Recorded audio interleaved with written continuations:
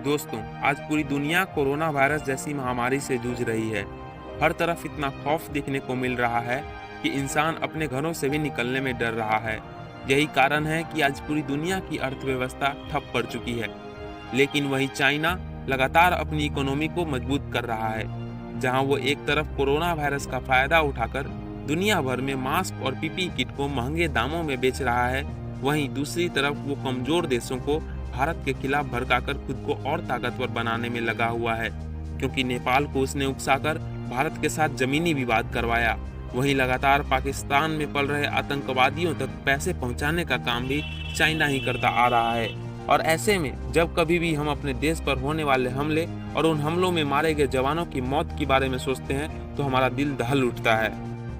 लेकिन दोस्तों, आपसे एक सवाल है कि आपको नहीं लगता कि हमारे जवानों के मौत के जिम्मेदार और कोई नहीं बल्कि हम लोग खुद हैं? जी हाँ, आपने बिल्कुल सही सुना। हम ऐसा इसलिए बोल रहे हैं क्योंकि जिस हिसाब से हम चाइना की इकोनॉमी को बढ़ाने में लगे हुए हैं, उससे ऐसा तो होना ही है। तो आप अब खुद ही सोचिए कि जिन चाइनीज प्रोडक्ट्स और सर्विसेज का इस्तेमाल करके हम अपने पैसों को बचाने में लगे हैं, वही पैसे चाइना को दिन प्रतिदिन और ताकतवर बनाती जा रही है। और हमसे कमाया हुआ पैसा चाइना अपने डिफेंस सिस्टम में लगाया करता है। ताकतवर बनने के बाद वह भारत की तरह कई सारे देशों के जमीन को हथियाने का काम कर रहा है। इन सभी बातों से यह तो साफ है कि हम अपने पैर पर खुद ही कुल्हाड़ी मार रहे हैं। आपको तो यह पता ही होगा कि ईस्ट इंडिया कंपनी जब भारत आई थी तो उनका पहला मकसद व्यापार करना ही था, लेकिन व्यापार के झांसे में हम ऐसे फंसे कि उन्होंने पूरे देश पर ही कब्जा कर लिया। दोस्तों, चाइना भी जिस तरह से भारत में व्यापार जमा रहा है, उससे यह बात तो दोबारा होती हुई नजर आ रही है।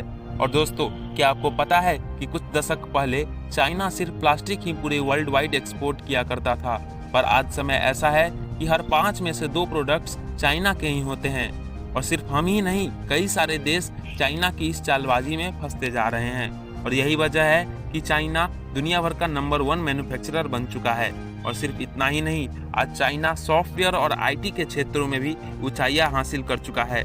तभी तो उसने मोबाइल फोन से लेकर उसमें यूज होने वाले ऐप्स तक पर कब्जा जमा रखा है।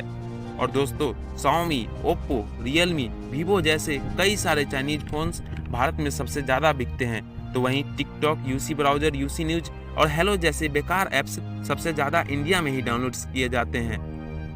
लेकिन दोस्तों, क्या आपने कभी यह सोचा कि जो चाइना अपनी एप्लीकेशंस को पूरी दुनिया भर में फैला रहा है, वह खुद क्यों दूसरे देशों की एप्लीकेशंस को यूज नहीं करता? दरअसल जितनी भी ऐप्स हम यूज करते हैं, वो सारे ऐप्स हमारी पर्सनल डिटेल्स को फ़ोन में सेव रखते हैं और ज़रूरत पड़ने पर चाइना की सरकार इन डाटा को कंपनी से छीन सकती है। तो दोस्तों, अगर यही ऐप्स कोई सैनिक यूज करता है तो सोचिए, हमारे देश की गुप्त इन्फॉर्मेशन भी चाइना इनके थ्रू जान सकता है। यही कारण है कि अमेरिकन सैनिकों को चाइनीज एप्लीकेशंस का इस्तेमाल करने पर बैन लगा हुआ है। और दोस्तों, आपको हैरानी तो यह सुनकर होगा कि चाइना सिर्फ अपने ही ऐप्स इस्तेमाल करता है।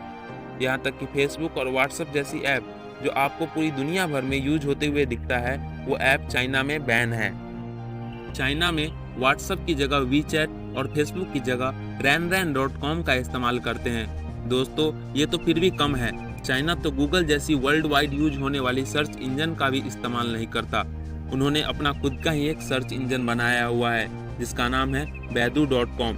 और दोस्तों, इन्हीं सभी वजहों से मैं यह कह रहा हूँ कि अब हमें अपनी आंखें खोलनी चाहिए।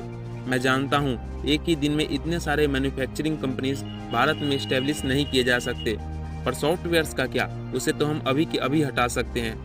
गवर्नमेंट के द्वारा जारी किए गए 59 चाइनीज ऐप्स के अलावा और भी कई सारे चाइनीज ऐप्स हैं जिनको हमें खुद हटाना होगा। तो दोस्तों, हिंदी चीनी बाय बाय के इस अभियान में अपना योगदान देकर देश की सेवा करने का अवसर नहीं गंवाएं।